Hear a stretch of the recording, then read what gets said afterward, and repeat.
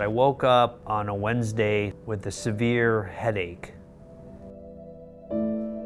I communicate to Dr. Tim Johnson, who's my personal care physician, and he said to me, "Peter, you may not have 10 days."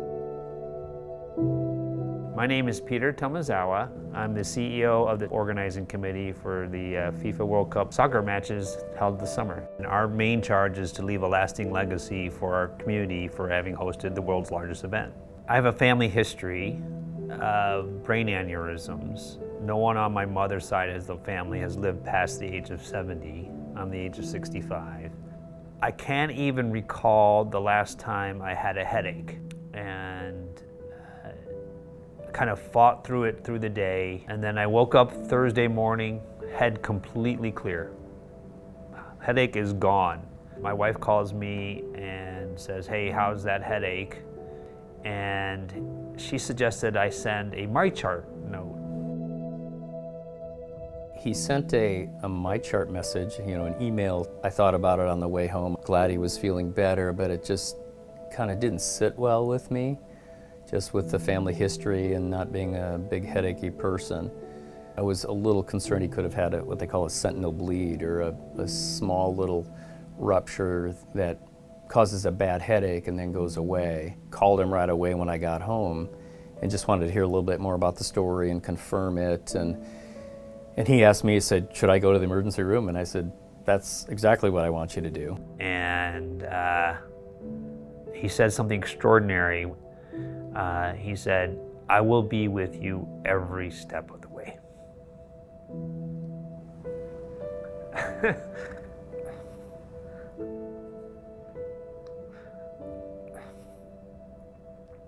Sorry.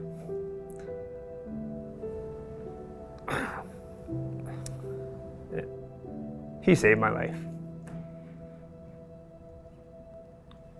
I called the ER, 3 or 4 times that night, and then I actually was comfortable, at least that he was going to get kind of the full workup.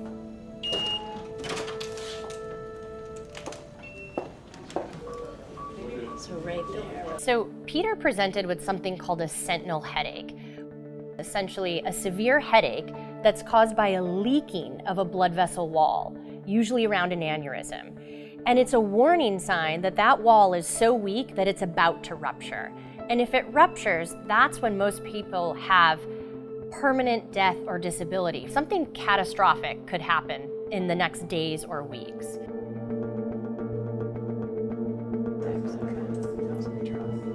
So we had not much time to kind of figure out what to do. Our team here, the whole team kind of came together and decided that surgery would be the best thing in an urgent fashion, and we got him to surgery within a day. There were risks involved, but we were confident, and we had a great team to get him through it.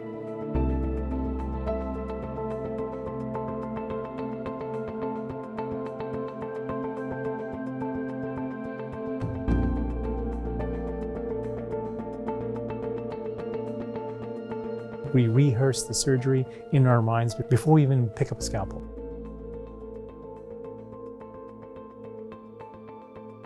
We kind of use natural pathways of the brain, almost like flying through a canyon to get to the aneurysm, collapsing it immediately, and back out in reverse and put everything back together again.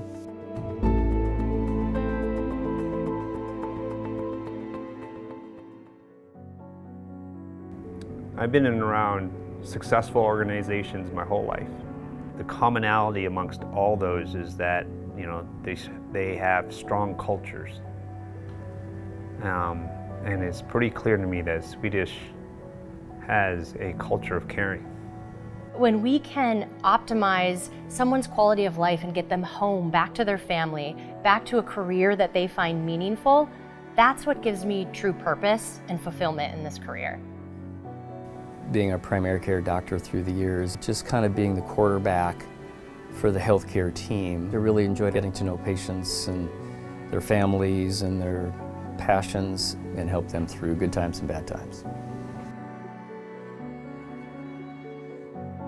Blessed would be the right word in terms of how I got here, and very appreciative of everything that I can do for my patients every day. So it's things like that that really kind of feed me, feed my soul, I guess you could say, and I can't ask for more. I owe my doctors my life.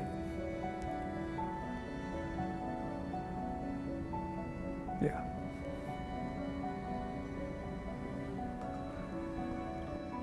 I'm an extraordinary lucky guy. And all this from a headache on Wednesday.